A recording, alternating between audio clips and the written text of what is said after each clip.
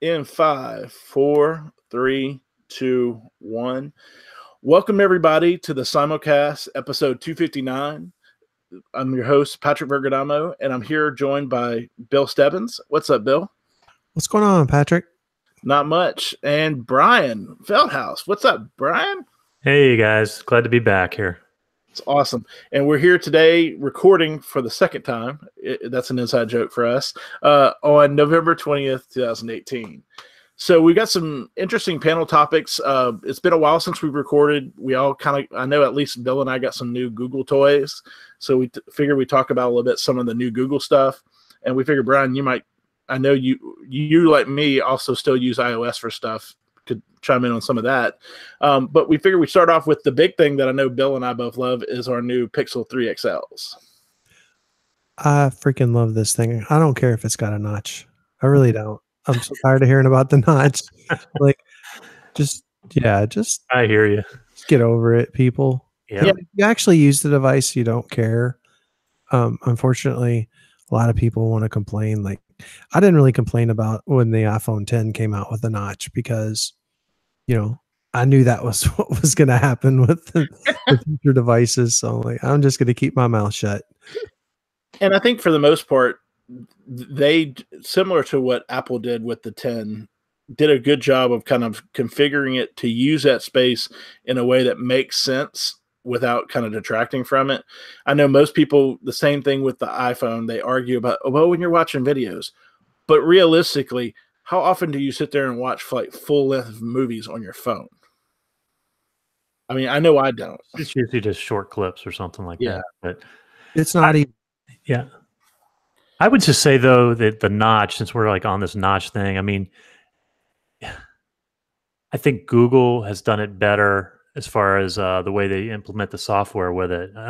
Apple still has issues with it at the top there, kind of jamming things in there, and it's kind of half-baked, if you ask me. Not perfect. I don't know how Google. I haven't used the notch on the Pixel 3 XL, but I don't know. From what I've heard, it's better the way the software is at the top there. I mean, really, the only problem I've had in more of that's muscle memory and habit is trying to reach up for the notification tray. I'm used to doing it right in the dead center, and you can't do that because it's a notch. But I mean, other than that, I actually jokingly sent Bill a picture and said, so what do we get next? The double notch, because people are complaining about the bottom, the cutout, the whole big bezel at the bottom for the stereo speaker. And I'm like, well, in theory, that it's about the same size as the notch up above. You could almost put a notch and bring back on-screen capacitive buttons there. Because, I mean, go ahead, Bill. So, I mean. Uh-oh, Bill, you're cutting out.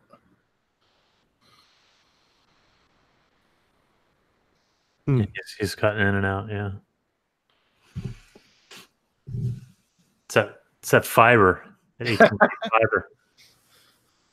I've got to get a new dongle because I'm technically Wi-Fi only right now.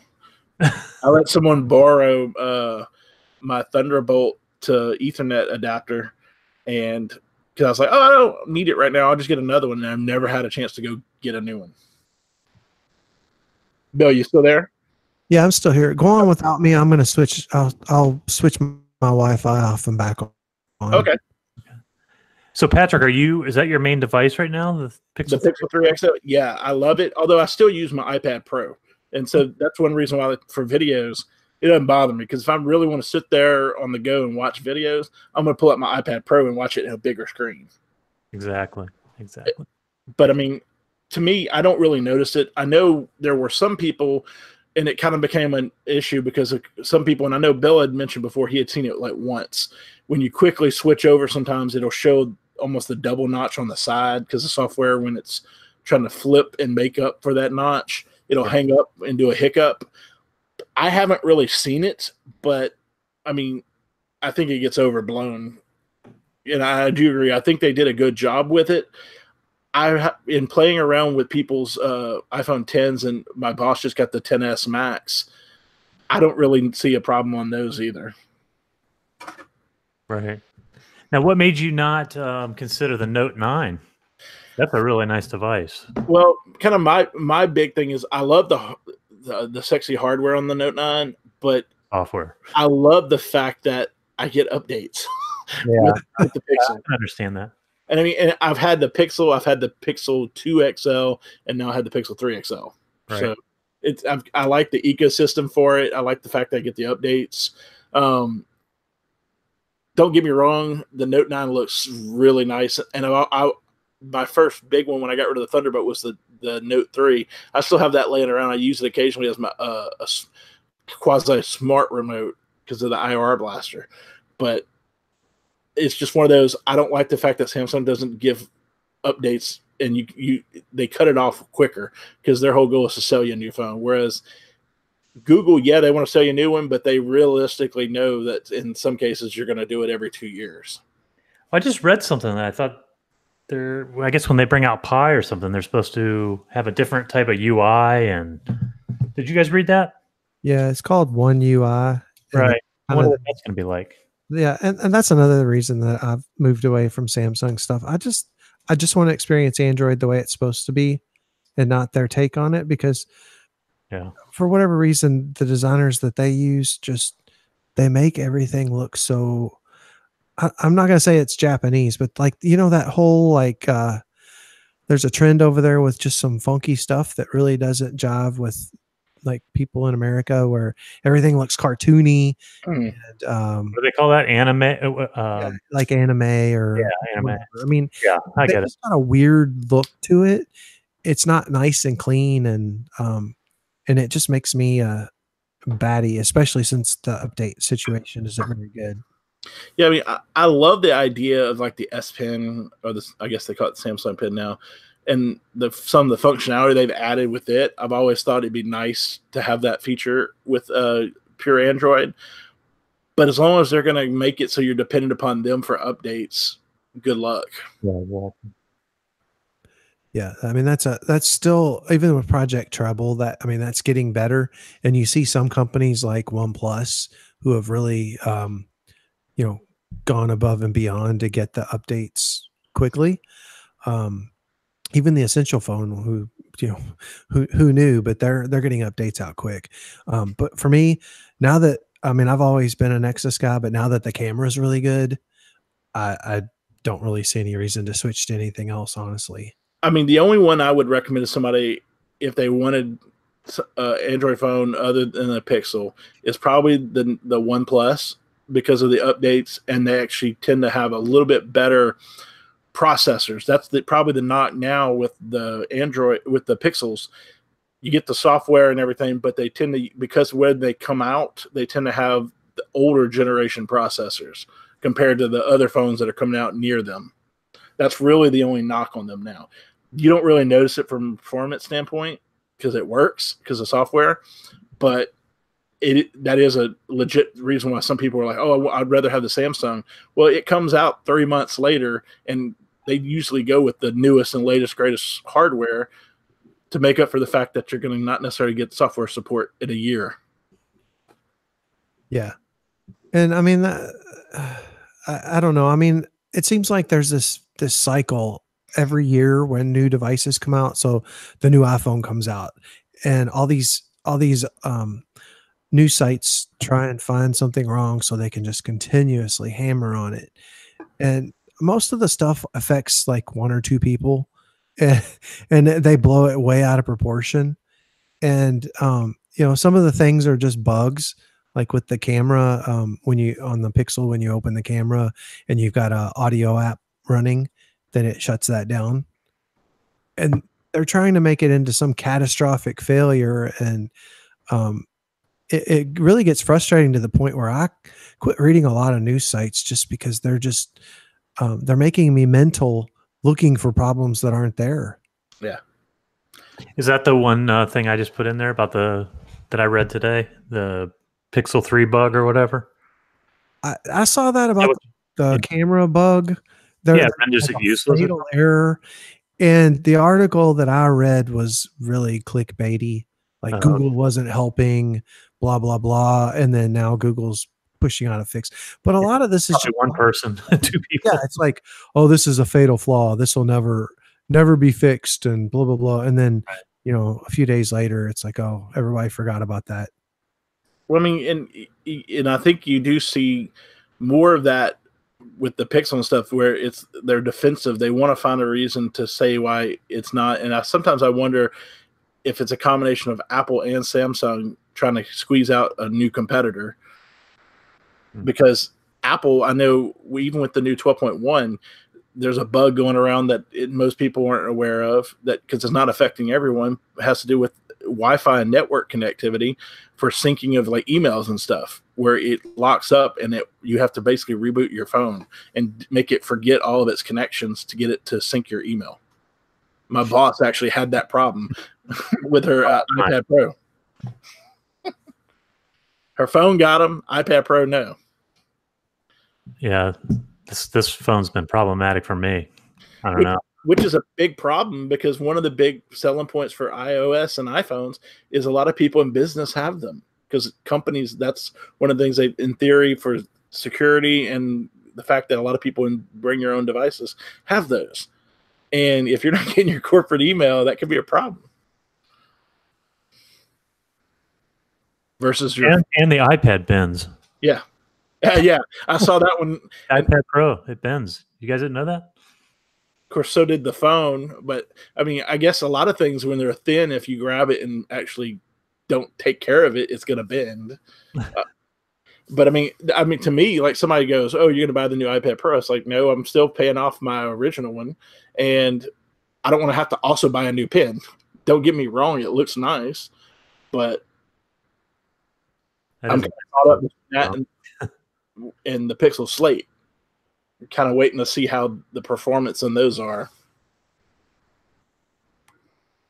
Yeah. Now, one of the things that I finally got the update earlier this week, and I got to agree with you, Bill, with your thing in the show notes of holy crap, is Night Sight. It's pretty insane, and I actually saw an article complaining about it from one of those fake news sites, and they were like, the age of fake photography is here. Jeez. Are you kidding me? You're going to complain because you can take a photo in almost complete blackness and get a reasonable picture, whereas you couldn't otherwise? Like, I'm not going to complain about it. Yep. I mean, you do that along with the fact that you get original quality, unlimited storage for 2 years. I know some photographer friends that have said they've thought about picking up the Pixel 3 XL or even a Pixel or Pixel 2 just for that feature, because it's something when they're taking low light photography, another kind of thing they can have in their bag when they want to take certain types of pictures. I mean, one of the complaints was, oh, it doesn't do motion well. Well, duh, it's a long exposure. It's not going to do motion very well. But it's kind of like missing the point. And it's like you said, Bill, in an area where otherwise on your camera you'd be getting basically almost black picture, you could actually get a decent quality picture in low light. Yeah, I mean, some of the pictures that I've taken of just like around the house stuff is pretty insane. And I've seen it all software related. I mean, pretty much software. It's what it does is it actually takes multiple exposures of the same shot. Mm-hmm. So it's basically doing like an HDR type of exposure. Image process or something. Yeah, and then it processes it. Yeah. But it's got a little more voodoo than that, because it can tell when like if you're holding the camera by hand, then it knows and it can actually interpolate all the frames. And I mean, it's some crazy stuff. I watched a video where they were talking to the two chief engineers that were responsible for it, and I felt really dumb listening to those guys talk, because they were so intelligent about what they were doing. But I mean, it's not quite magic, but it's pretty close. I mean, it gives you the closest thing you're going to get to basically using like IR lights and cameras for night for night vision. I mean, you have to have some source of light, like moonlight or things of that sort. But if anybody's listening, if you haven't looked at it, a lot of the sites out there have where you can do the little slider effect to see with and without night sight. It is amazing the difference you get on those pictures. Now that hasn't officially rolled out yet, correct? Yeah, it has officially started rolling out. I think on the 8th. I just got it on Wednesday, I think, of last week or so. So it obviously it's not all going out at once, but the update is now rolling out to everyone. Yeah, I got it the day, whatever the day the APK was out. I just went ahead and grabbed it, and yeah, I'm cool with it, man. It's an option. If you don't want it, then don't use it. I don't get all the people that just complain all the time. Yeah, I don't get it either. And I mean, it's set up to be like a filter, just like panorama and all that stuff. You set it up. You have to actually go to it to use it. So if you don't like it, don't use it. Yeah. But I mean, give it a shot. I mean, especially if you have stuff where you're taking stuff late at night or stuff like that, it's a great way to kind of get a better picture of something in low light situations. I can see. I'm guessing people will probably start using it like out in the club and stuff, so they can get a better picture of themselves. The night sight selfie cam. It does work on the front-facing camera too. Yeah. Wow. But you know, one of the things even better than the night sight almost is the wide-angle front-facing camera. There is, because a lot of times when I'm taking some pictures or whatever, of it's either me and my kids or me and my wife and kids or whatever, but sometimes you want like that context to where you were, and being able to zoom out, you know, if we're at you know, a park or whatever, then later on when I see it, I'll know exactly where we were without having to think. Yeah. I mean, like, it's great for like landmarks, like if you're at Indy or you're at Disney World, whatever. You get, like you said, it adds context to your photos. Yep. And I mean, it's quite good. I mean, most of the things I've seen, even the ones that have knocks against the Pixel, almost all agree it's got one of, if not the best camera out there right now on a phone. Yeah, I mean, really, if you pick up any of the newer flagships, you're pretty good on cameras.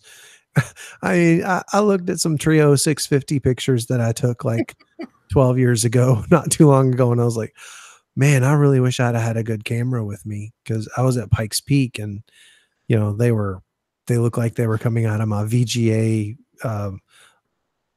camera on my MacBook Pro, you know, my new one that still has a terrible webcam on it. Yeah, I mean, it's one of those. I actually looked through Google Photos, some old pictures I had, and you can tell the difference in the type of photo you got. In fact, the first photo I have in my Google Photos is a picture I took with my old Canon video recorder, where it had those things where you could take stills to SD card, and yeah, you can definitely tell.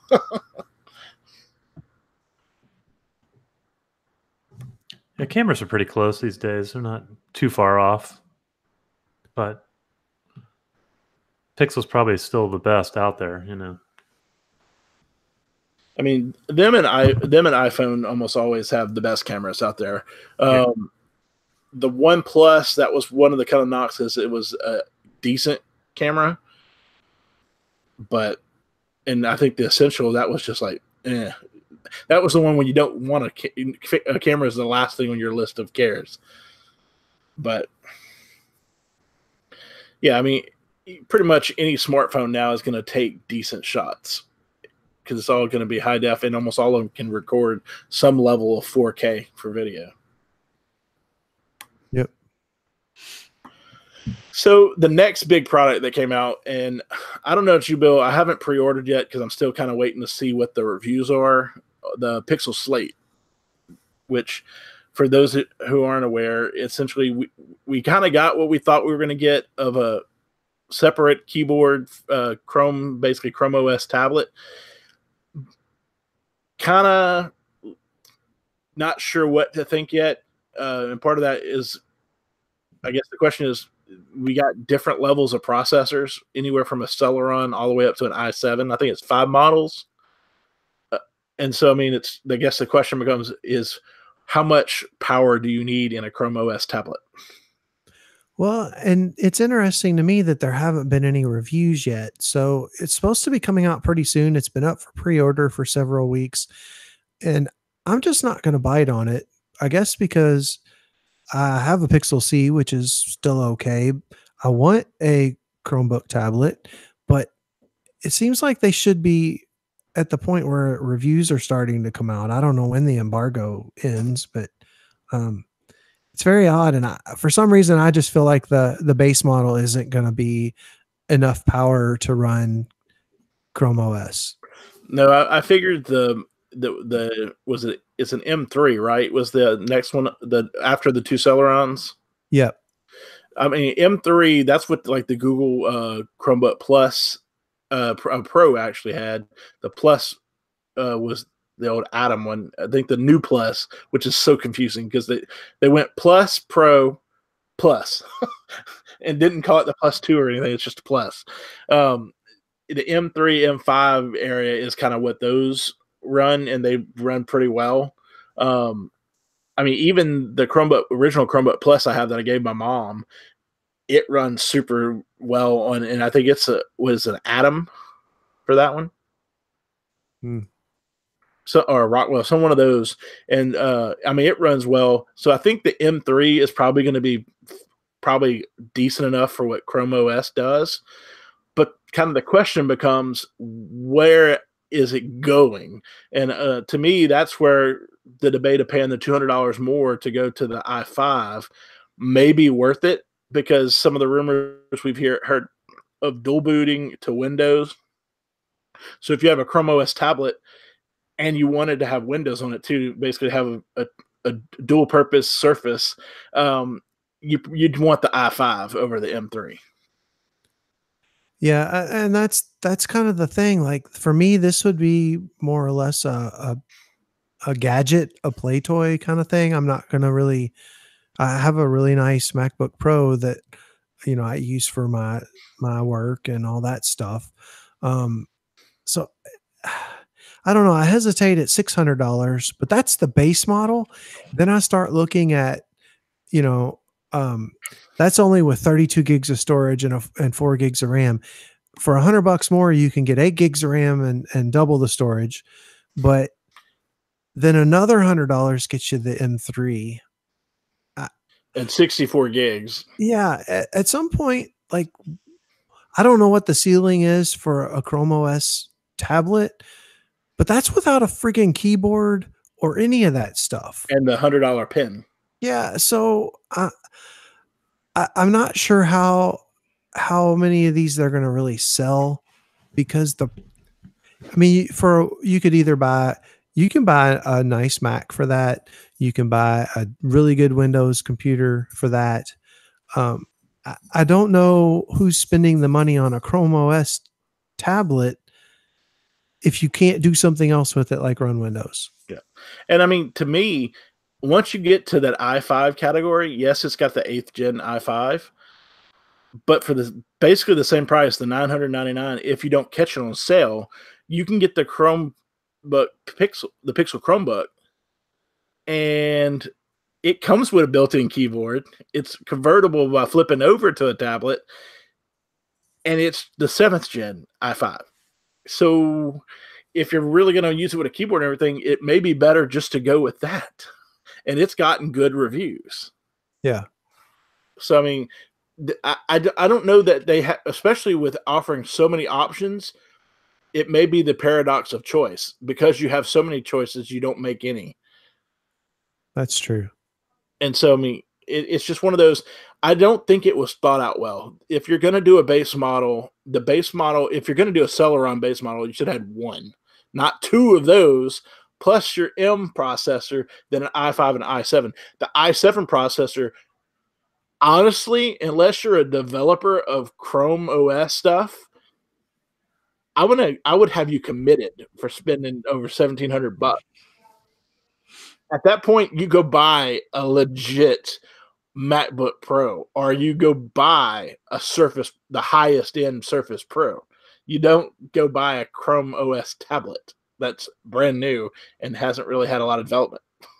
Yeah, I didn't get that pricing. Honestly, I was like, Yeah, I mean, wow. The spec wise, I kind of understand it. Yeah, Brand new processors, a lot of RAM, but unless you can, I think they missed out. If they'd have had, oh, and by the way, it can dual boot, you can justify for paying the high end specs. With just Chrome OS, there is absolutely no reason right now under Chrome OS to need that much power. I mean, it's overkill. Right. Now, I did see Phone Scooper said that the display in the Chrome OS tablet, this one, this late, is really, really, really, really good. So that's great. But I don't know. I'm going to have to wait and see what the reviews say. And maybe I'll get a wild hair and order one. But I just can't justify really even that $7.99. That's too much for a tablet.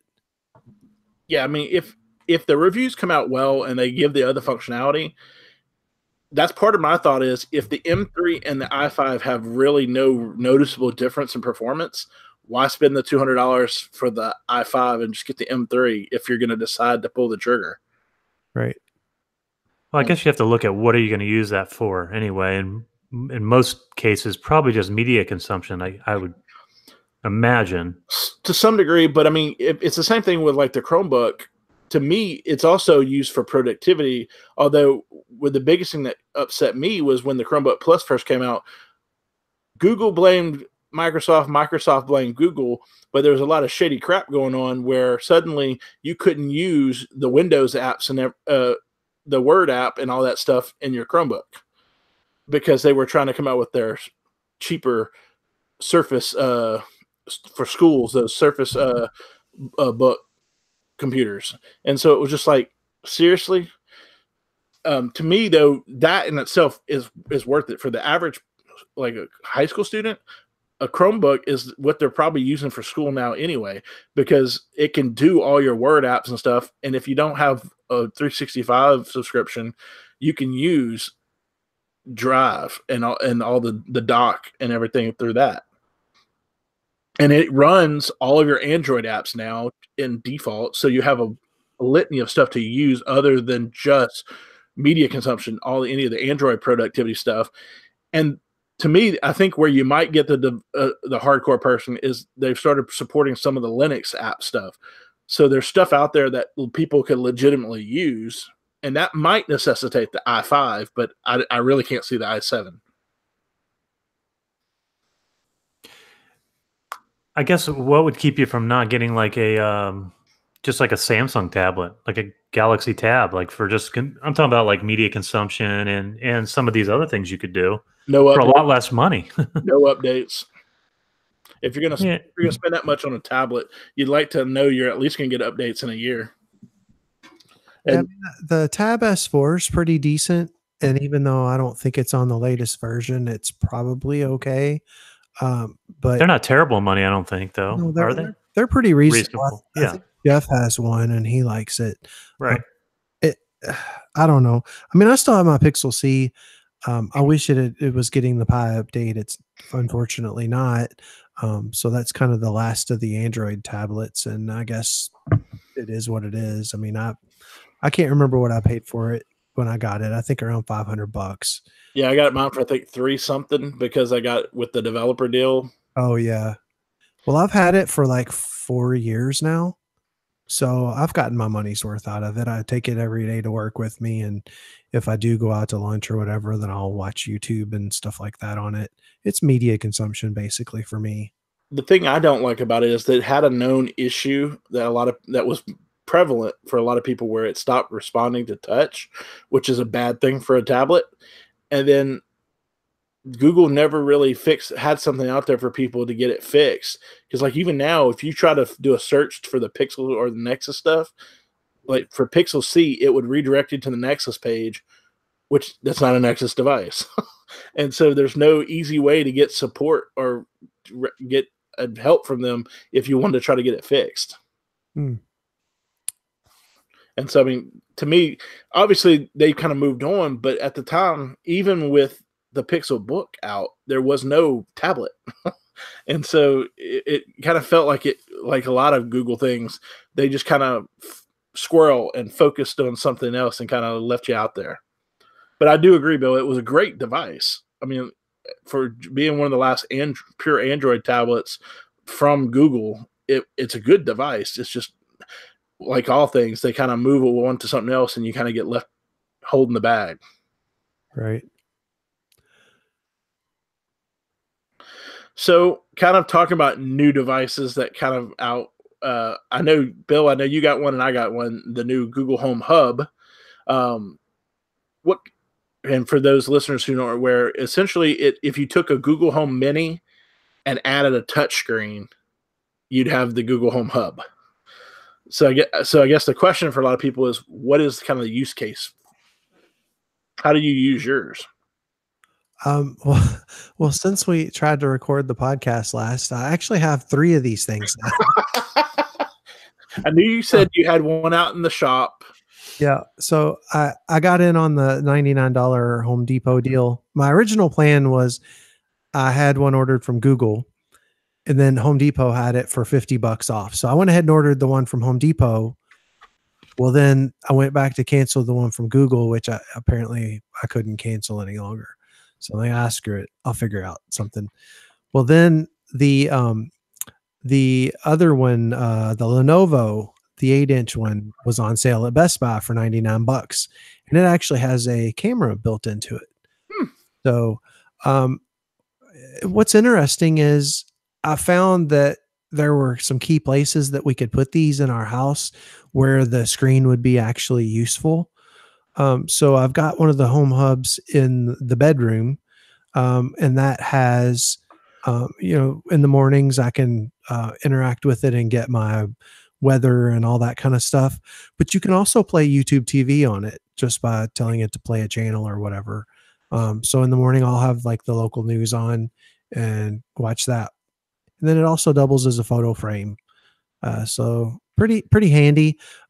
When somebody rings my doorbell, all of them show what's, I have a Nest Hello. Everyone of the hubs shows who's at the door, so I can decide whether I need to answer it or, turn off the lights and hide. So $150, I don't know, at $99, it's pretty darn useful. Yeah, I mean, and it works with the Ring doorbell as well. Does it work with your cameras? Yes. So I can just say, show me the driveway, and it'll pop up a feed from my driveway camera or whichever camera I want to see. I mean, and to me, that could be immensely useful. Like you said, by something by your bed. If you hear something, you can basically look from the safety of your bedroom. Yep.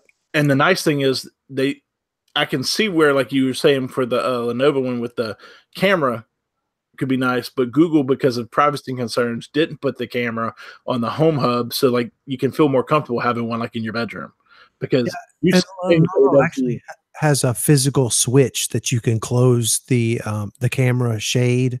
Okay. So that's a good way around that, but just for peace of mind, the one in the bedroom is one of the Google ones that has no camera at all. Yeah, so you can't inadvertently forget to shutter it. That's right. I don't want any Tommy Lee videos getting out. I don't think you have that problem, Bill. Now, can you do also like besides the cameras, like home automation, like if you have some switches or it does exactly like the app, like the Mini. Yeah, basically any automation stuff, it has Google Assistant fully built into it. Oh, okay. It'll play music for you. You can watch YouTube videos. I could turn on, whatever, open my garage or like Wemo switches. I have a lot of those. I could work all that stuff. Yeah, basically any of those things you could normally do with like a Google Home or with a Home Mini. Yeah. And they actually introduce with it some functionality like good night or good morning, where it'll do routines like automation. It'll do anything you program, plus tell you like the weather, what's on your calendar for the day. Good night will shut everything off. And what's nice, I have it set to like the old flip clock style, like the HTC was famous for the clock. But it's you can set it, and mine's set so when the lights turn off, it goes dim, so you don't have to worry about having a screen like on with another light source at night. But it responds like if you can do just like anything. Tell it what time it is, it'll light up, show you stuff. It offers things like when you ask the weather, because it's a touch screen, you can actually, instead of saying like tomorrow, it'll ask you, do you want to know this week or tomorrow? And you just click the button, and it'll automatically give you that other information. And you can scroll through.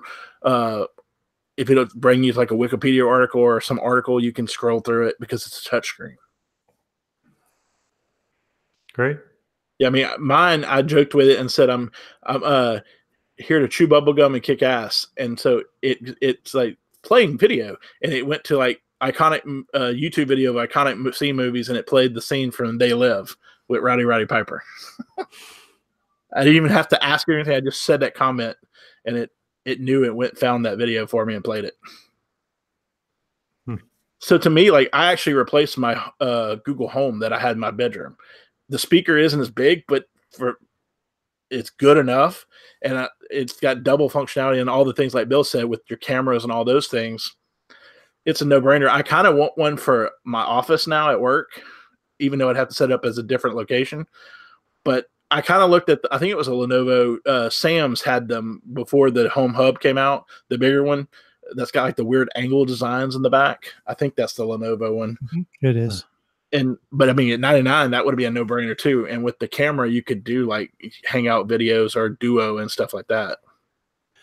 Yeah, and my use case out in the garage was for the like the camera stuff, but also for all the automation. So it's basically like in the Home app, but when you swipe down from the top, you can actually see every single device. And I don't know how many devices, Brian. I've got a ton of like cameras and switches and lights, and I can control all that. So rather than trying to remember what I called like the monitor in my garage, I can just swipe down and turn it off. It's really, really super handy, and it's almost at that point where it feels futuristic. I mean, I've actually thought about getting one like for the kitchen, because like sometimes when you're cooking stuff, one with the cameras, it's nice, but also to be able to say, show me how to do this. And that's one of the cool things because of the YouTube and everything. It can pull up a video and show you how to like prepare something, and you have it right there. I do that in the garage. Like, show me how to replace this or that, What part do I need for this? Yeah. I mean, it's got a lot of use case. I think over time, it'll add even more. But to me, especially at the $99 price range, I actually, because of you posting on Twitter, I got the Home Depot deal. It was a no-brainer for me. I wasn't sure if I wanted it because there was a question of use case at the 150, but the 99, I mean, it's a no-brainer for me. It's basically the equivalent of a Google Home, but more feature. And especially now with Home, you can route sound through another Bluetooth speaker. So even with the small speaker, if it's for music, if you have like a home theater or like a stereo out in your garage, you can play it through that for audio. Yep. Yeah. I mean, I probably will eventually buy at least one, maybe two more, especially if they keep the lower prices. To me, it's just a no-brainer. Now, I guess the question becomes, for things that is worth buying, they came out with the Pixel Stand, which I don't know at the full price. I mean, I like mine. Don't get me wrong. I got it at work. Basically, it was their version. And at first, there were questions because of this device with the wireless charging, whether Google was going to use a proprietary wireless charging technology. And what we found out with this was, no, it's just Qi charging, but they have an additional chip that recognizes that you've put a Pixel 3 or 3 XL on your stand and gives you additional functionalities on the lock screen. So, I mean, it's nice. Because I've got the Google Home Hub in my bedroom, I didn't feel like I needed to have the stand there too. I just use a regular wireless charger. But I actually put it at work, and it's great. I don't know if the white and that rubber, if in the long term, if it's going to hold up, because it's probably going to easily get dirty and be hard to clean.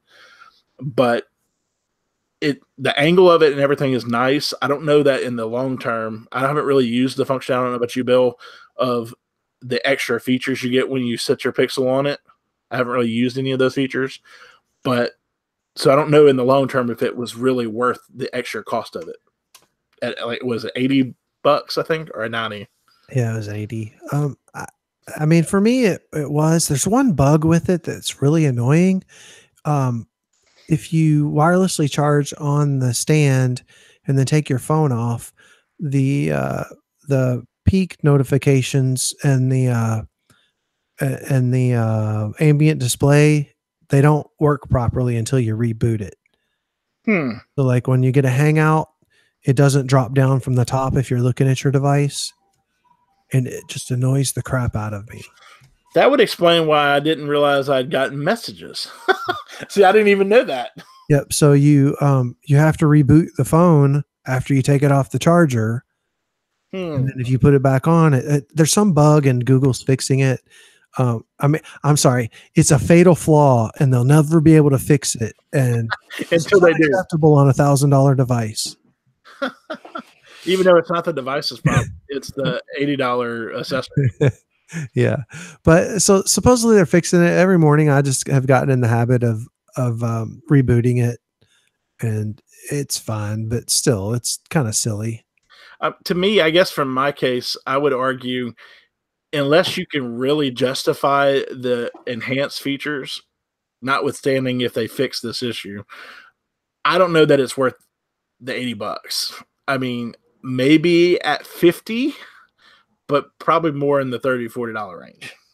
Especially when you could pick up a bunch of other Qi, just throw them around everywhere. And I mean, you can buy a $10 Qi charger at Walmart.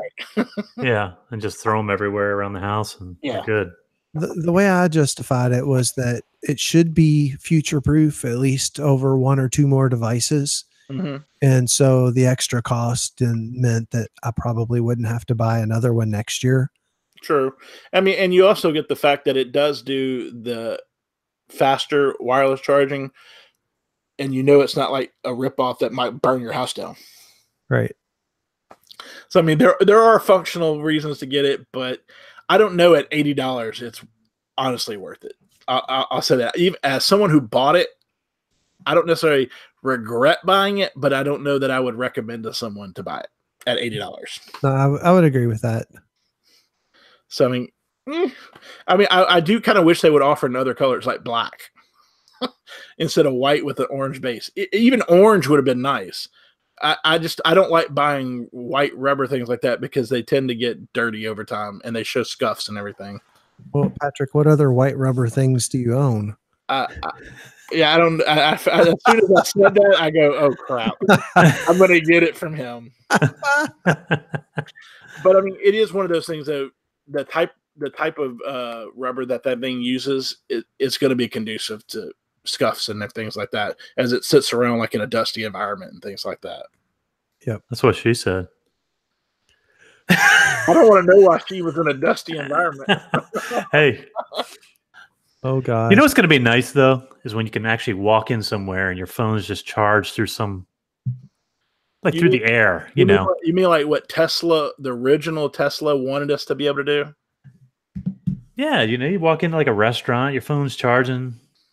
I don't know. I mean, it would be nice, although I guess like some Wi-Fi standard. Some. Yeah, I'm sure they're going to come up with something someday where you don't even have to. Well, the question is going to be if it can conduct that much power wirelessly, what is it doing to you? That's true. Yeah. The ding is not for your phone; it's you being well done. Yeah, exactly. But I mean, I agree. If they could come up with some kind of technology that is safe for humans like that, that would be like through Bluetooth or something. Bluetooth 10 is going to do it.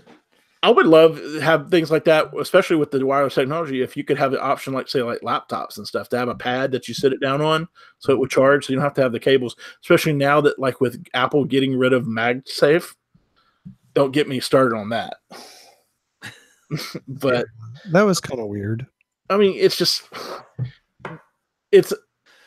especially for students, that's a great feature. I don't know how many times my laptop has been saved by the fact some idiot who can't see a giant white charger sitting a cord runs into it, and almost if it weren't for the mag charge, we would have taken my laptop with them. So, especially in libraries. But I mean, it is one of those things. But I do agree with you, Brian. Wireless charging, if they can keep getting the technology better, it'd be great. I think the next step would be in like tablets, not the smaller ones like we had originally with the Nexus, but a true like especially like now with the Pixel Slate being a 12-inch screen, iPad Pros being able to just sit your tablet down on a big mat and be able to charge it. That would be nice. And I think if the wireless technology gets better, we can actually improve our waterproof standards, because then you won't need to have a port, which is always going to be a fatal flaw from keeping it truly waterproof. I agree. Now, speaking of useless things, I honestly can't see a justification for it. The other thing that Google kind of released was a 3rd-gen Chromecast. Not quite sure why you'd want one of those nowadays, especially since all the other third-party stuff that tends to do it better, like Roku's and stuff, have gotten much better at casting stuff.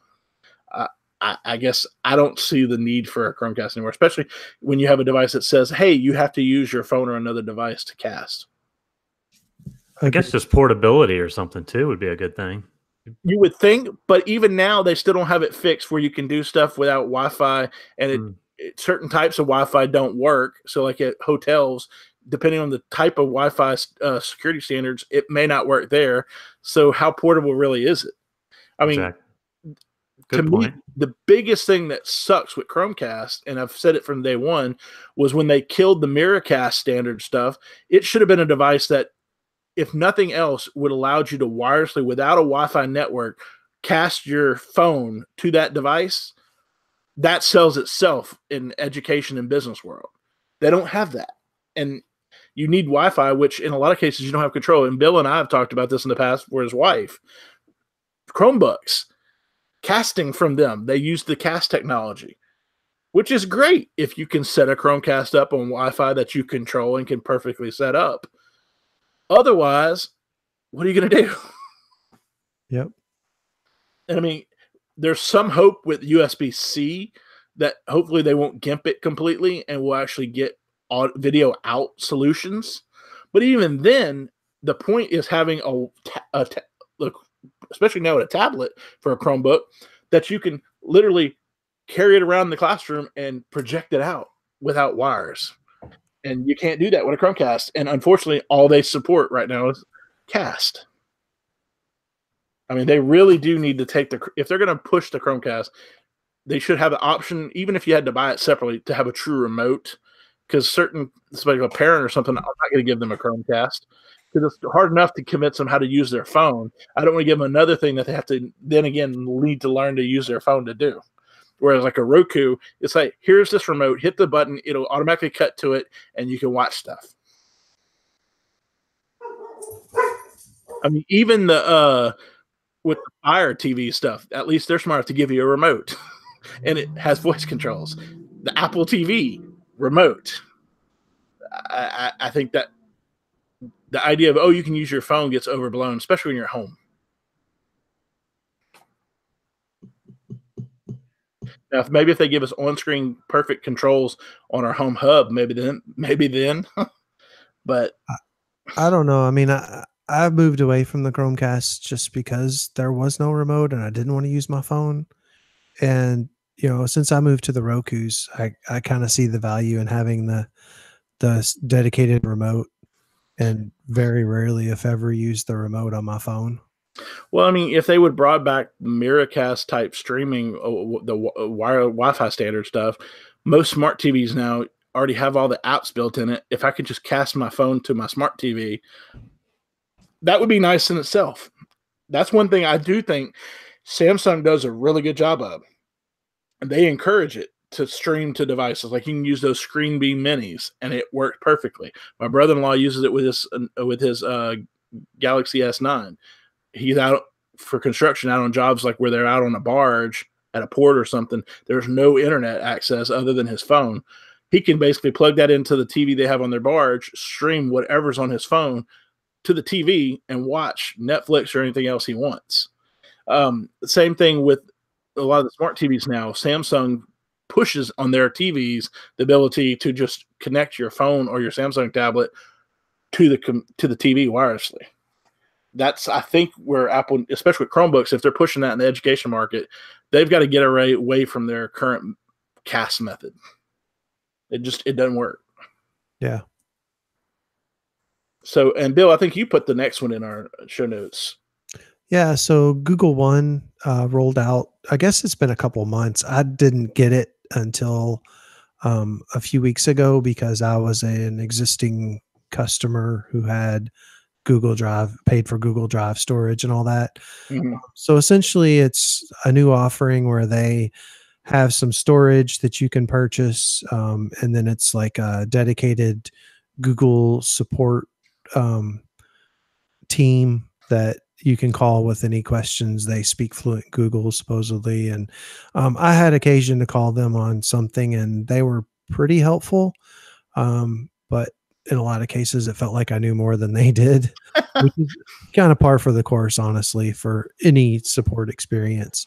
But they doubled I usually would pay for a terabyte of storage. Mm-hmm. And the new offering, the Google One, is now 2 terabytes of storage for the same money, and you can share that amongst your family group. So Google's really done a good job of expanding a lot of their different products to like a family group. So you can have YouTube TV shared with your family, Google Play Music shared with your family, YouTube Red or Premium shared with your family. So we've got a family group now and we can share all that for, we had to pay. I wish at one point they would allow you to just kind of roll that all into like a yearly subscription. And just one subscription. Yeah. Cause right now I've got like, $100 a year for my Google One storage, and then $40 a month for YouTube TV, and then $15 a month for Play Music. And I don't know what else I pay them for, but at some point, hopefully they'll roll that all in and like bundle it or allow you to get some kind of discount that way. Yeah, that would be nice. Set up like under Google One, just a subscription to the different services and give you a bundle discount, whether it's more data, a slightly better package for the YouTube TV or something, just something to kind of encourage you to use all those things together, but have it where it's a single payment would be nice. Yep. Because I mean, for me, we set up the family. I finally pulled the trigger about a year ago because of Google Music. I actually got the Google One when it first came out, but that's because I don't do the yearly. I have a monthly subscription for my Drive. I think I only used 100 gigs because I don't ever really use more than that. I think at one point I had a terabyte, never used it. I don't share it with my family. Yeah. But most of them are also under my Office 365, and they get a terabyte each for free under that with OneDrive. So I don't really feel the need to bother them with more storage. Gotcha. But I mean, I do like the idea of having one place, and like you said, because they focus more now on the idea of having family accounts, it makes more sense because it lets you, like you said, share your data, and it becomes like a central thing plus tech support. It just makes, hopefully they'll eventually get the billing so it's all under one thing too. Yeah, you would think. I never deleted it out of here. We got Clay's smartass comment about the future of Google Plus and their messaging solutions. Inbox, what the hell? Obviously, Google Plus kind of never really went anywhere because it never got any real support. And then they had all the data breaches, so that pretty much killed it. In today's world, that's the surest way to go under, is to have a data breach of people's information. Messaging, to me, I really like Duo for video calls, but Allo kind of came and went. I've kind of gone back to using just Hangouts for everything. Although I do occasionally use the default messaging app for text. But yeah, I do think Google really needs to come up with like its solution of like iMessage. And we haven't got that. No, we definitely aren't there yet. Well, you figure at some point somebody will decide that's important to them and they'll do something about it. But by that point, we may actually have Apple deciding just to go multi-platform for iMessage. Never. Well, between them and Google picking and sticking with something, we're literally two nevers. Something's got to give. That just wouldn't benefit Apple to do that. So there's no reason for them to do it. Well, for them, it would be more on the side of computers and stuff. I don't think they would do it for mobile. But I could see computers, because even like iTunes and stuff, at some point, a lot of that stuff they pushed on the PC side, and there's stuff you don't realize with iCloud. They even have iCloud Drive for PC. So it would make sense to even if for them to maybe just integrate it through iCloud Drive, because I mean you do have access to it by logging in, but to make it more through the interface, you could do that. And I mean they could do FaceTime that way through it too, because you'd have to be logged into the app, so that it would be a way to do it, but it would encourage more people to use the service if they don't have a Mac. That's true. And you have a ton of PC people who have iPhones or iPads, so it would make sense. Yep. Plus they get more people to buy iCloud storage that way, which they make money off of. So if we have any listener feedback, you can email us at podcast@thesimulcast.com. We always love getting emails. Bill, does the old number still work? I've not tried it, so I'm not sure. We need to find that out, because we need to go back to getting drunk voicemails from Clay. But for real, if you have things you'd like us to talk about, or you have questions, we love to get those. It gives us something to talk about, and we love to help people with stuff. I'm sure all of us are the people usually go to when they have tech questions in our families. So one of the things we like to also talk about, not just tech, is our casting couch, which talks about what are we playing, watching, reading, listening to. And so, Bill, what are you doing these days? Well, I just finished up Better Call Saul and Mayans, and really enjoy both of those. Mayans is a spinoff of Sons of Anarchy. It's about the Mayans Motorcycle Club, which I'm far from a biker. I don't know why I like shows about motorcycle gangs, but I do. And then Better Call Saul is a spinoff of Breaking Bad, and I'm far from a science teacher who makes meth. So you are married to a teacher, though. Yeah, not a chemistry teacher. No, yes, not science, chemistry. But so I don't know why I like these shows, but they're really interesting, and I guess it's because it gives me a insight in some alternate universe that I don't ever get to play in.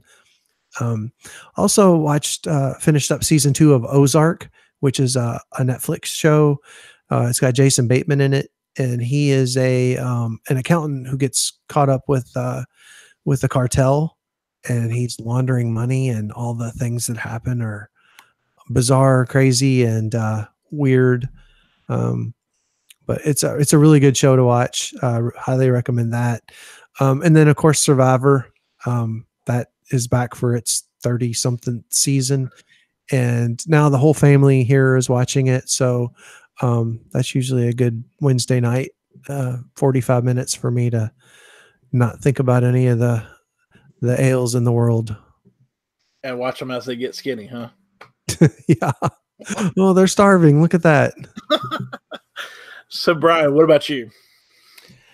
I'm with Bill. I'm just finished up watching Mayans. I really am digging that show. I don't know why. Did you find it started out kind of slow, Brian? It did. Okay. It did, yeah. But now it's kind of. Yeah, I'm good with it now. It was like. Yeah, at first it was like, whoa. Yeah. Where are we going with this show? But then I think about maybe like the third episode, I think it started coming around a little bit. Yep. So, but, and the other thing is The Walking Dead. I'm watching that. I'm still watching that. I don't know if it's ever going to end, but, it's okay. And the other thing I really enjoy is Live PD. I watch that on Friday and Saturday nights. I love that show. I just love watching these people. I mean, I just can't even believe there's actually people out there like that, on that show. So Yeah, that's what I do on Friday or Saturday night. Real fun, you know. I hear you.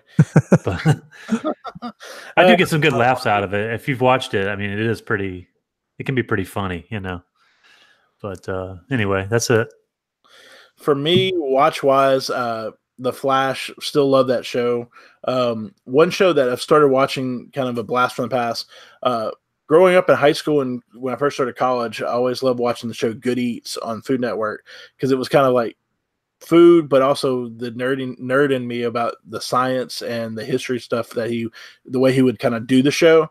And he's got Good Eats Reloaded, which is kind of cool because they're actually taking old episodes and he's like updating it. Like he'll start the show, but he'll cut in the middle of it and say, no, on second thought, that was wrong. And so it's kind of cool to see some of the early episodes that I used to really love, kind of get a reload on them. And the best part of it is he starts every show by pointing out they're getting ready to bring Good Eats back. And I always love that show. Movie wise, I was going to go this past weekend, but I'm planning on going this weekend. The new Fantastic Beasts. It looks like it's going to be really good. And the reviews have been pretty good for it so far, so I'm interested to see the Crimes of Grindelwald. Gaming wise, I haven't really played as much lately, but I did pick up Red Dead Redemption 2 the other day. Unfortunately, I made the mistake of letting my brother-in-law know I got it, and he has my account also on his Xbox One S, and so he's been playing it. You need to be kicking him off. You need to play. I've heard it's really good. I've heard it's supposed to be really good. What I did, though, because I haven't played it in forever, I picked up the digital copy. Well, I've got digital for both, but I picked up the digital of the original Red Dead to play it, to kind of go back through the stories and everything and have that set up. And by that point, he'll be done with 2. So then I'll play it. I've also been playing a lot of Fallout 4 occasionally. And then I picked up Fortnite because my niece has my original Xbox One. And I have it set up so she can just play any of the games I have. She likes the driving games, Forza and all that stuff. But I picked up Fortnite and she hasn't played it yet. So I tried it the other day and I could see where people like it. But to me, I'd rather play like Fallout, Red Dead, or even play Halo or something like that. Yeah, I could see that. So we get to our panel picks. What do you got for us, Bill?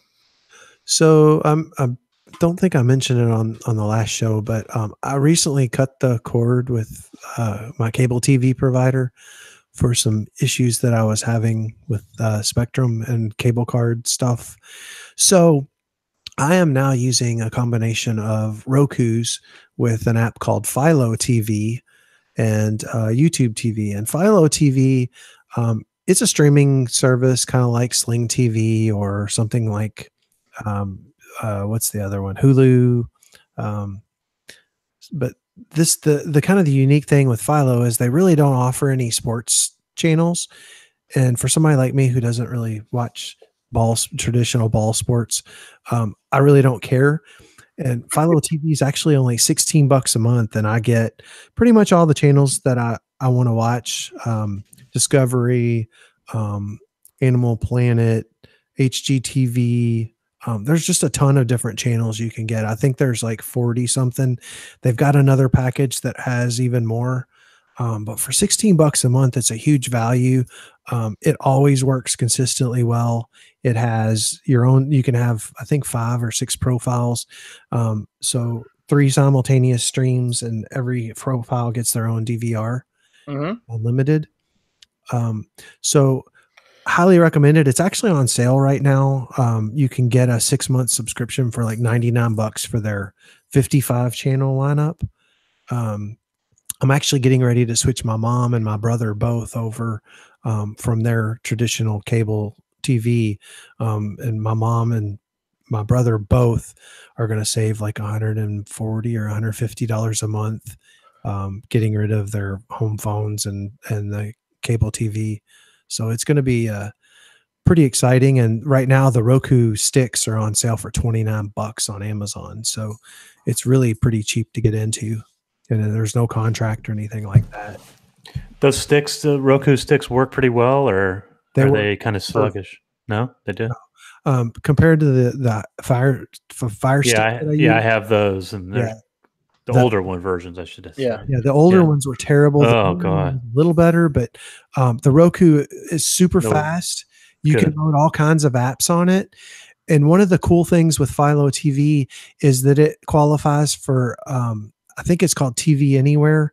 So you actually get a login to log into all the different channels apps. Mm-hmm. Like I have a login for Discovery Channel and HGTV, all that, and those don't count towards your streaming limit. Nice. Yep. So it's pretty freaking fantastic. When did they get that? Was that recent? Yeah. In the last couple months. Oh, okay. That's great. And that's awesome. Yeah, it's I mean, I don't see how it's $16 a month, honestly. But it's probably the best streaming service value that I've found. There, it doesn't. I need to do that. But YouTube TV covers me on locals and some of Fox Sports and some other things that I actually do watch. So between the two, and I was asking my wife the other night, and if she was happy with the switch, and she's thrilled with it because she can find the stuff she wants to watch. It's either you've got it DVR'd or it's video on demand. Nice.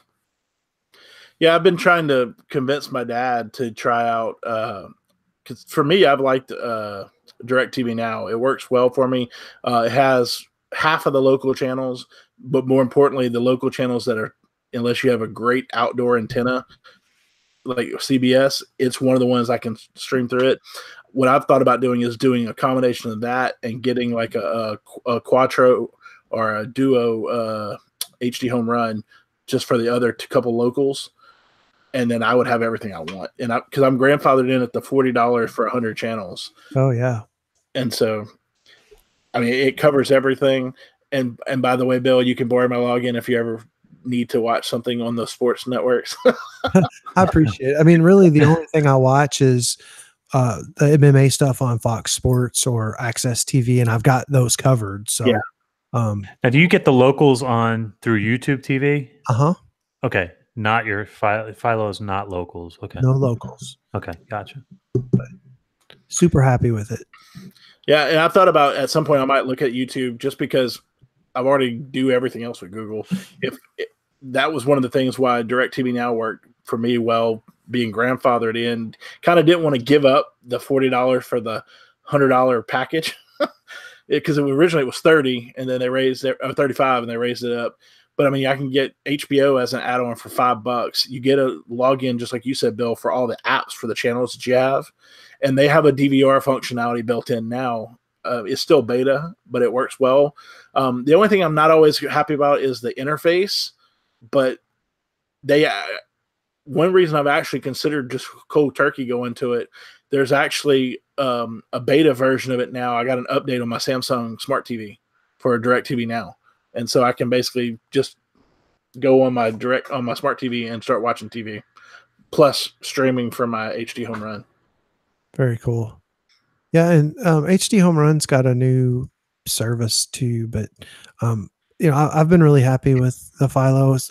Actually, Brian, I think you mentioned it originally, and I wasn't interested in it because it didn't have an Xbox One app. Well, they don't have an Android app either, but they do have a mobile website that works almost like a web app on Android, so it works fine. I did find it works on Fire TV, Apple TV, and iOS. And I did find an APK somebody modified from the Fire TV that works on the Shield TV. So I'm covered. And, the small cost to switch over to the Roku TVs was fantastic because I was able to actually get rid of all the Xboxes that we had running our TV originally, which actually saves some power in the house, believe it or not, because I had like 6 of them. So overall, I'm super happy. The link that's in there, that's a referral link from my account. And if anybody signs up with that, they get $5 and I get $5. I really would like to unload AT&T, the Uverse. Between that and my fiber, I pay like just under $200 a month. Yeah. So and my phone, which I don't even use the phone, so it's stupid to even have it. But that's another story. Yeah. But I do need to I probably could cut out Well, what do you pay for your fiber up there? You have AT&T fiber. What do you pay roughly? 90? Yeah. Yeah, that's what I figured. Oh, I'd probably cut about 100 out of my bill, 110. Yeah. So I'm paying 90 for Yeah. the fiber and then 56 total for all my streaming stuff. So, and I saved about 70 off of the bill I had, but that was with no, I had my own DVR and all Sure. that stuff. I mean, my mom's paying like $250 a month or something I know. ridiculous. It's crazy. Well, it's because they never go and call them, and Well, the year or 2 year runs out, and then they jack the prices up. And they won't discount it again. They're just sorry. Bye bye. Yeah. So I guess I'm up, huh? You are. Well, I didn't really have a pick, but I think since this is a second recording, I'll put some Apple into this Google Fest here. Second chance. Yeah. No, I'm going to say the 10s Max is my pick. There's a lot of good things I like about this. I mean, I'm glad they came out with this size. I really miss the plus size. That's what she said. Yeah. And but I do have a couple issues with my networking on it, the Wi-Fi, and actually, predominantly Wi-Fi. But I have had some network issues dropping in and out once in a while, and I do believe that it's something in the modem or something internally in this phone. It may just be iOS though, because apparently 12 has some known networking issues. So it may be worth kind of holding off till they get some updates. I mean, remember with 11, they kept breaking stuff, and we got like 0.1, 0.2, 0.3, 0.4 all within like a month. It's gotten better since it got on 12.1, but I know that I took my wife to the Kid Rock concert, and I was trying to get on the Wi-Fi at the concert, and my wife's on her 8 Plus, and she's got perfectly good Wi-Fi. I could not get on for the life of me. I'm like, you got to be kidding me. It's a $1,200 freaking phone here. And I can't get on Wi-Fi, and she's just rocking away on her phone. I'm like, ugh. So that just kind of, after that, I researched it, and there are some RF, some issues with I believe it's the Intel chip. They switched over. They're not using Qualcomm. So there are some software issues, I believe, with like the Intel modem or whatever they're using internally in it. So they'll probably come up with a fix, or, eventually 12.2, 3, 4, whatever. But or they could just tell us you're holding it wrong. True. Could be that. But other than that, I mean, it's really beautiful hardware. I mean, I got the space gray, and I love the hardware on it. Can't go wrong with it. But what size did you get storage? I did 64. That's all I do anymore, because everything I do is in the cloud. So yeah, no matter what, I don't keep anything on the device. So yeah, I've always been okay with 64. Yeah, I mean, until it's a problem for me, then I'll go up to a larger. I mean, there's no reason why I should get a 512 or something. I mean, it's like ridiculous.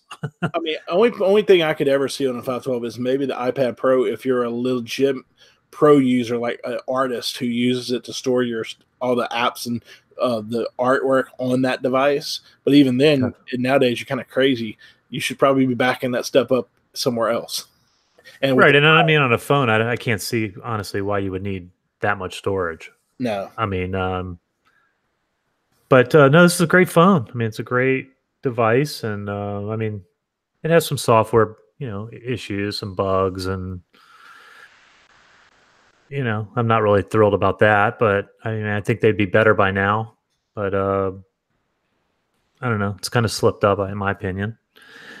But other than that, it's a nice phone. I'd recommend it to people. Any regret not going with the XR? No. I mean, I always like the best, as far as, specs and whatnot. But I know that the XR is not that far off, other than the screen and the camera. Yeah. But the same processor, same, I think a little bit less RAM. It actually has like 3 versus I have 4 or whatever. You don't notice a difference, but I haven't actually seen the XR in person yet. Have you seen one of them? I've seen one at a store, but to me, the big thing with the XR, it sounds great because you have these cost cutting things. And I Mhm. mean, on a small screen, even if a bigger screen now like that, you're not going to notice the fact, for the most part, that it's less than 1080. I mean, Right. that when you think about the specs, it sounds horrendous, but Yeah, it's like a performance, 720 or something. yeah, it's like some odd thing in between 720 and 1080. Um, but the big thing to me when I saw it, which is something if you've gotten used to, the liquid crystal display is probably still going to be really nice, but it has no 3D touch. Yeah. So if Yeah, you're they not lost some of using that that stuff. functionality, you're going to really not be happy when you start using it. I'm honestly not sure why Apple did it in the first place. I do believe it's probably they didn't think they would sell a lot of probably the 10s Maxes maybe. And I think that's why their stocks took a hit a little bit, because Oh, part of the thing was you gave these two brand new phones and then came out with a slightly cheaper version that's still pretty decent. So have you basically undercut yourself? well, that's what I mean. And then people like myself that went out and spent the money that I spent on this because I buy them outright, SIM Yeah. unlocked and everything. So, yeah, they basically undercut me, and they, now my stock's taking a crap. It's gone down like I don't even know. It's just ridiculous. But yeah, I don't understand some of what they're doing, but I don't know. I guess we never know what these tech companies do from time to time. Sure. I mean, I almost put as my pick this week the new Mac Mini, but I'm gonna wait because I'm thinking about getting one. I'm kind of sad they got rid of the lower pricing for some of them, but I am interested in a new 6-core. I'm still running my 2012 i7. I've got an i7, the mid 2012 Retina MacBook Pro is what I've got right now. My sister has my 2011, the last of the ones with the discrete video. Right. But I want a quad core, and so that was why I was hoping Mini would come out with it, because I really didn't want an iMac, because I would rather use my own monitor, especially since the thing that's kind of sucks about the new Mini though is they made a point. Oh, you can upgrade the RAM. I don't know if you've seen the videos. You literally have to take everything out of that device to change the RAM. Yeah, it's because I mean, not only did they, like the old ones, that was one thing I liked about it. You just turn that little thing on the bottom and it's right there. That's what I did with this one. I put 16 gigs of RAM in mine, and I put an SSD in it, stuff like that. And this thing's been great, but the problem is now it's going to probably not get. This was probably the last update that it'll ever see as far as like a new OS. Mojave. This is it. That was probably the last one I'm going to get, I would imagine. Yeah, I mean, that's what I loved about the old one. Like, it still works perfect for my sister. I upgraded it to 8 gigs at the time, which is, I could do more now, but it's good enough. It had a 256 gig memory, 256 meg video card. So perfect for anything she would need to use. I did update the 750 gig base 7200 RPM drive to a SSD, which it was easy to take apart and do. But like with the new one, you can't do that. It's only chip based storage. It's all soldered on. You can't change it. You can't. The processor is also basically soldered on. Yeah, I don't like that. You can do the RAM, but again, you have to take it completely apart. And to make sure you have to completely take it apart, they have a little shield over the RAM that you literally have to take it completely apart to unscrew that to get the RAM. And I'm like, really? About the only good thing about the way they set it up, though, because it's all chip-based storage, it should run much cooler. And they did actually keep the power supply as a separate from the actual Logic motherboard. So if that goes out, you can actually change it without completely changing everything inside. Yeah, I like to be able to change the hard drives if I have to. That's the kind of thing I miss. Once if something goes out there, then you got to take it in, and then I don't know. You can future-proof it, and for a desktop, even if it's a mini desktop, it's still a desktop. A laptop I can understand, like with the Air, you kind of Yeah. know what you're getting, but it's the cheaper entry cost, and even that's not the cheap entry cost anymore because it's now, what is it, 11 something for the base one? Well, if you get the new base one, they still sell the 2015 version for 800 something bucks. You still have your Mac Mini, right, Bill? Like a 2010 or something, or I have it. I don't use it. oh, It's I mean, it just got to be really terrible no matter what I did, even with an SSD. I don't know what happened. what are you using now? Just a MacBook or something? My MacBook Pro. Oh, okay. So it's fun. It Sure. No, that's the way a lot of people do that now. Just plug it into the monitors and same difference. as little as we podcast anymore. Sure. Perfect. Yeah. I'd probably get rid of this and maybe go to something like that, more of a laptop, mobile type thing where I could just take it and go instead of this. I don't do any heavy, intense stuff anymore where I Need it, need it technically. So that's why I haven't upgraded. I'm like 6 years now. Yep. Next month will be 6 years since I've had this Mac Mini. So it's been a good computer. I mean, I love this this MacBook Pro for the most part. I love it. Although I've thought about getting an Air just because it'd be even more portable and lighter. But the reason I was interested at first with the Chrome OS tablet is because now with the Chrome desktop, remote desktop, I can have a mini running here at home along with my Windows desktop, and I can just remote in if I need to do anything. And so I've done it before when I left my laptop here on. I've been able to remote in and do any kind of stuff I need. And because with cloud connectivity, I can send the file to my cloud, access it remotely on my Mac, do whatever I need to do, edit it, throw it back in the cloud, and I can access it where I'm at and give it to them without having to bring it everywhere I go. Which to me, a mini would be nice because it's more powerful and always on. It'd be a great thing to use with Chrome Remote Desktop. So I guess finally getting to my pick, one of the things I've tried to get back to doing, I used to love to do a lot, was reading. And so I saw the new Kindle Paperwhites where they finally brought the waterproof or water resistant to the Paperwhite. So I actually picked up, it came in a couple of days ago. I got the new 2018 Paperwhite. I went ahead and got the cellular one, which now is LTE. So you get free lifetime LTE for downloading books wherever you're at. And it's 32 gigs, which I should never have a problem storing an ebook. You think? Although at first I was like, why would you need that much storage? But it makes sense now because one of the big features this one does, it has Bluetooth. And so you can connect to like a speaker or to earphones and listen to audiobooks. And so those tend to take up more storage. And so you get 32 gigs of storage built in with LTE and the ability to listen through Bluetooth for audiobooks. That's a pretty good, especially if you're a reader or an audiobook person. It's a great little device to carry around. And I like the fact that I can charge it like once every 3 weeks and read as much as I want. Nice. So let's tell everybody how we can reach us. How about you, Bill? I'm easy to find. Just at Bill Stebbins on Twitter. You can find me on Twitter at AXP_Patrick. Probably going to change that soon. How about you, Brian? You can find me on Twitter at BW Feldy. And then, of course, our missing fourth horseman, Donnie Benfield.